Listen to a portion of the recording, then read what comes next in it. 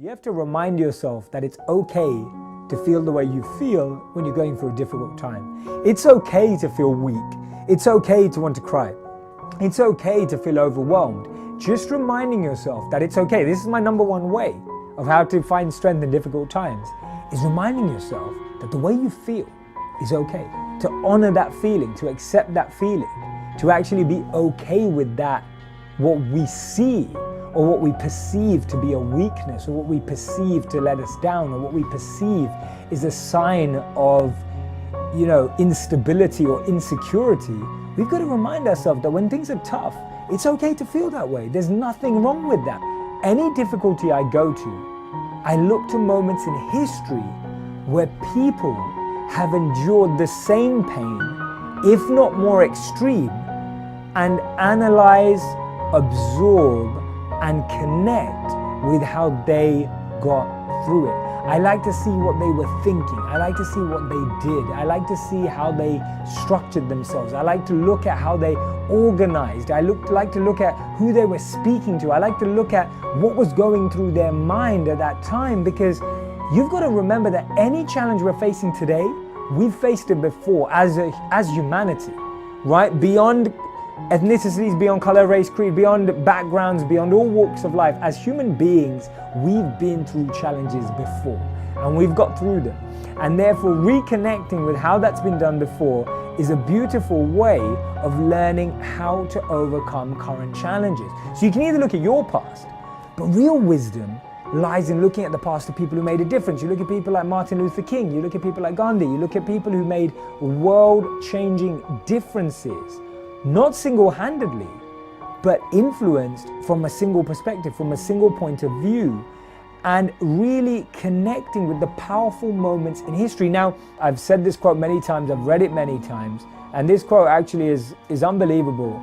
And the quote says that they thought they buried us, they didn't know we were seeds, right? It's a Mexican proverb. They thought they buried us, they didn't know we were seeds. And I was thinking, when you tell yourself that story, you start thinking much more differently, right? A seed is buried too. It's incredible that the seed goes through the same process as anything else. It's put deep underground, right? All of this mud is put on top of it.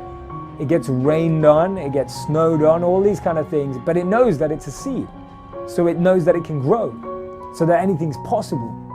And it grows through, and you see even plants growing through concrete sometimes, right? It's unbelievable how much power a seed has. So changing the stories we tell ourselves, we can either look at challenging situations as opportunities for growth, as an opportunity to learn, as an opportunity to change, be the change, or we can look at them and really feel down. Now, that second part is okay. We can even feel like that, right? But we have to recognize it's not permanent. We've got to accept that none of our feelings are permanent. They don't need to be permanent. It's a choice. So if you need to vent, vent. I was saying to someone yesterday, if you need to vent, vent. If you need to rant, rant. If you need to complain, complain. If you need to share how you feel, do that.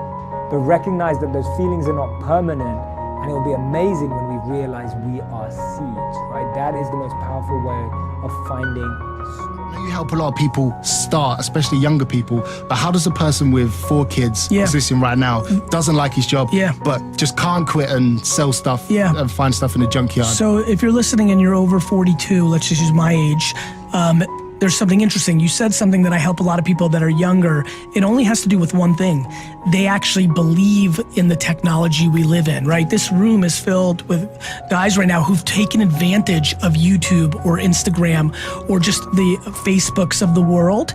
And the only thing I need to do to break through somebody who's 47 in the suburbs of London who has a mortgage, debt, and 3 children is for them to understand that unlike when he or she and I grew up and there was no internet, the thought of like having a happy life was separate than taking care of what you were supposed to take care of.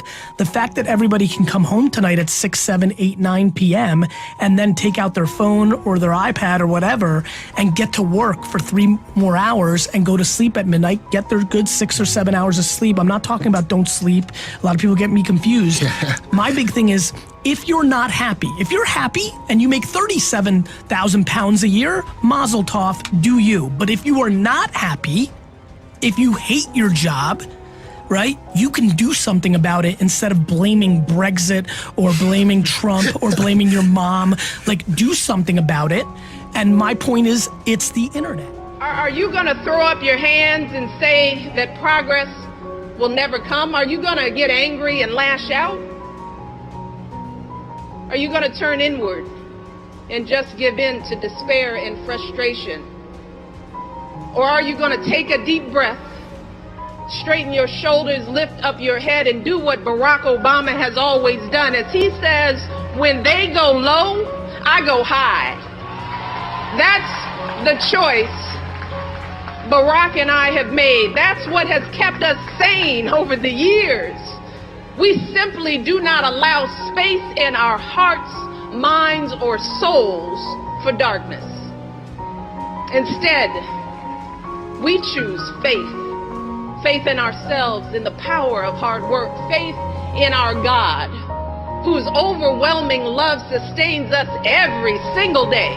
That's what we choose.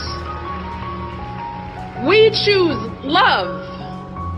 Our love for our children. Our commitment to leaving them a better world. Our love for our country, which has given us so many blessings and advantages.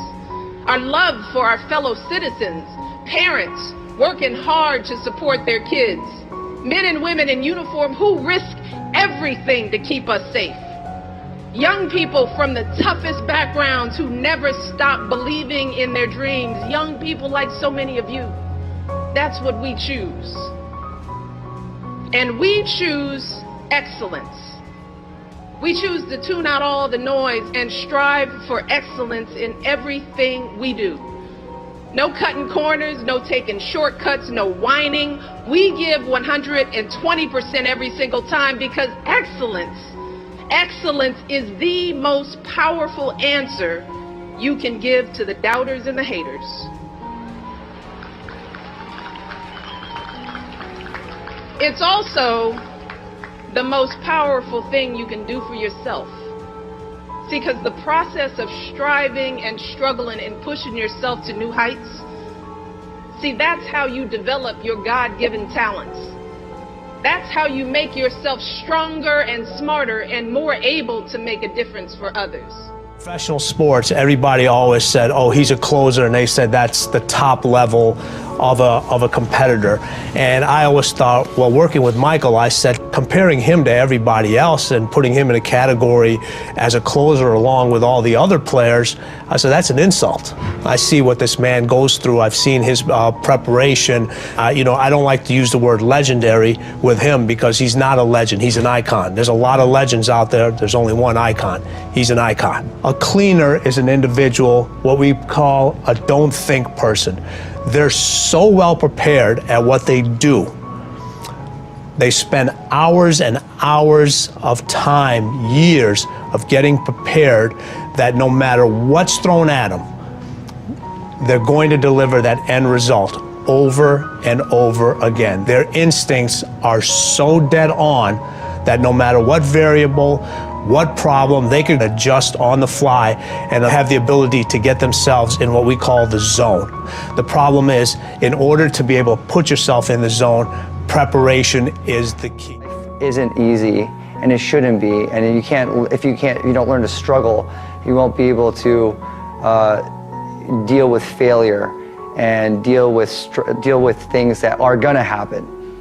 And I've hit the pavement and scraped the side of my face 10,000 times, and like the only person that I could pick myself up was me. And so if I didn't learn how to do that, I don't think I would have a business for 19 years with Dim Mak Records, finally being a successful, self-sustaining business, or deal with this very, very grueling schedule, which I absolutely love. And it's not like no one's putting me in it. Like when I do 250 or 300 shows a year as a DJ, it's because I want to be in it. And I'm not complaining. No matter how tired I am, the last thing I want to do is complain. And that's the one thing I've learned, is that, if you figure it out yourself and how to get there, you'll understand the glory of like all the good stuff that's coming your way. You'll take the value and really cherish it. If you've made a mistake or something has happened in the past that's unfortunate, you can cancel it out by simply saying the magic words, I am responsible, I am responsible, I am responsible. If someone has hurt you or you've had a difficult experience in your childhood, you can say, well, I didn't do anything. Yes, but you're responsible for how you respond today. A Nobel Prize-winning study of the evolution of civilizations came up with the term responsibility. Is your ability to respond effectively with the ups and downs and negative events of life is the key measure of your ability to be successful and happy in the future. And what you do is you say, whenever you feel negative or unhappy about anything, you say, wait a minute, I'm responsible. I'm responsible for my life. I'm responsible for what happens. I can't change the past, so I'm not going to spend a second worrying about the past.